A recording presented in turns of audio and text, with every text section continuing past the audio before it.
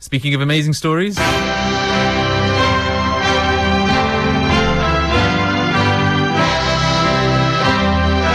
the Dam Busters theme. Why am I playing you the Dam Busters theme? Well, A Midsummer Night's Dream, which of course is a play by Shakespeare, has arrived in Guildford, but it comes with a twist. It's set in the 1940s in the lead-up to the Battle of Britain. The production is being performed in the open air at the beautiful Guildford Castle grounds by the Pranksters Theatre Company until the 16th of July. Jen Haynes is the director. Hi, Jen. Good morning, Nick. We've already had a Shakespeare production at the Guildford Castle grounds. What's going on? Yes, that's right. Guildford Shakespeare Company that's did, it, yes. was it Much Ado About Nothing earlier this month? Yes, they're the professional company. We do get on very well with them. I see. And so what did they say? Well, you want to try out these Guildford Castle grounds? Well, it's a great place to put on a Shakespeare play. Actually, we've been using it a lot longer than they have, but they're very welcome to come in. The Arabists, yes, they are. So they nicked the idea off you. I do apologise. I've got it all back to front. That's quite all right. They're the professionals. You are the gifted amateurs. Exactly, yes, yeah. Tell us about the Pranksters Theatre Company and A Midsummer Night's Dream. Right, well, Midsummer Night's Dream, as you quite rightly said, we're in the Castle grounds this week, and we've had 5 performances already, so we're halfway through the run. Oh, right.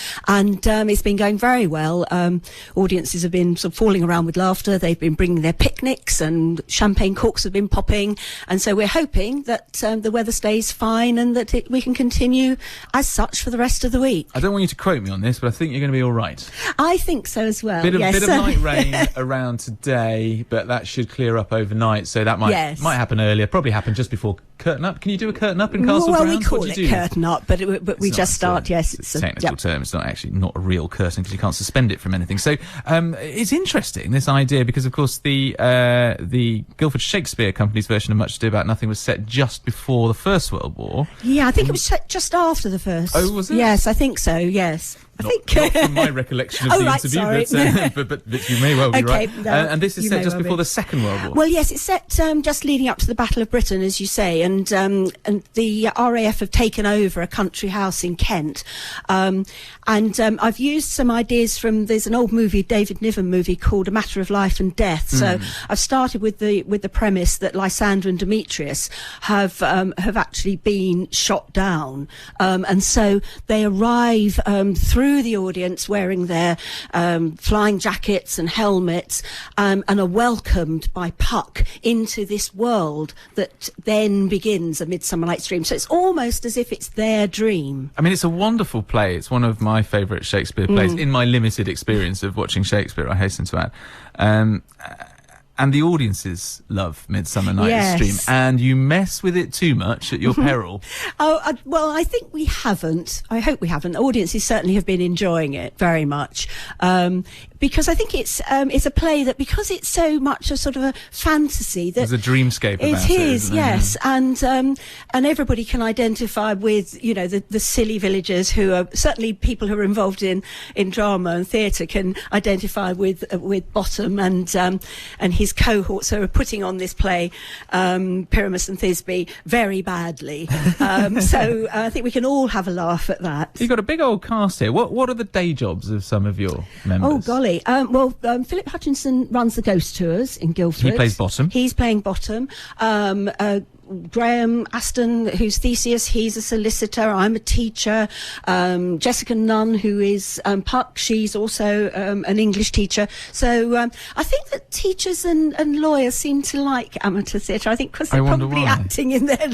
Yes, or they're either acting in their day jobs, or they just have to keep it all buttoned down sometimes. I don't know. Oh, really? Well, I imagine you don't. No. And so tell me then...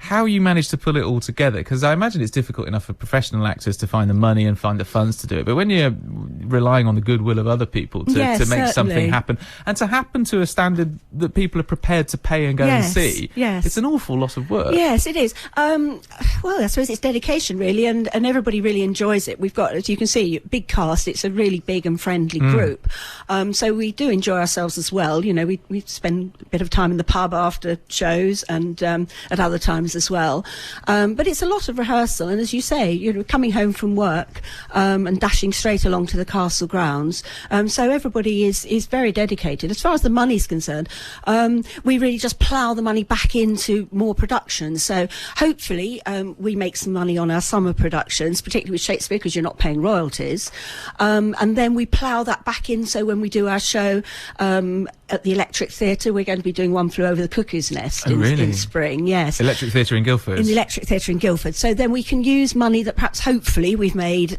summer to plough back into that. Have you had any young acting talent that's come through the theatre company that's gone on to actually make it as a professional? Yeah, definitely. At the moment, I'm really proud.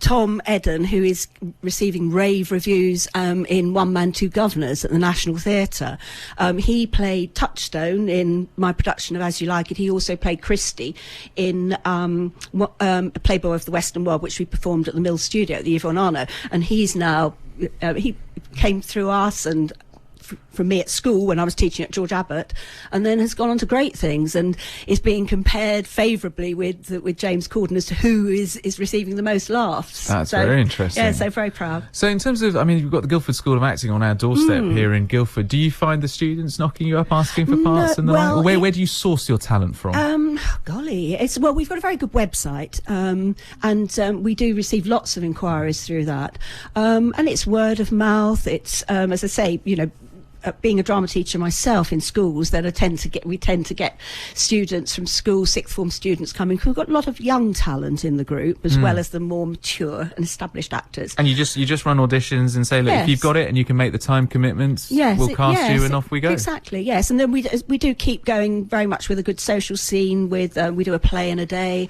and we play readings and lots of things going on. And also this time we're linked with the Royal Shakespeare Company Open Stages. I've just seen that website address on the bottom of your flyer, rsc.org.uk, Open nice, Stages. So wow, you've got the official nod of approval.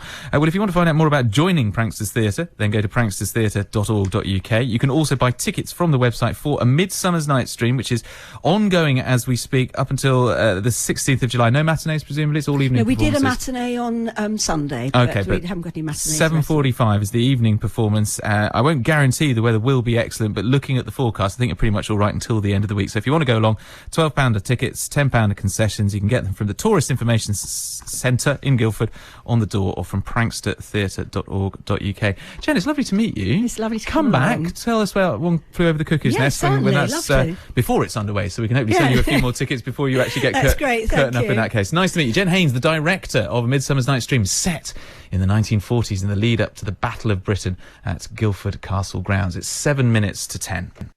Dexy's Midnight Runners, there, my dear. How you doing, Greg? Who says, talking of bottom, could you give a shout out to Philip Hutchinson, who is bottom in the current production of Midsummer Night's Dream at the Castle Keep in Guildford.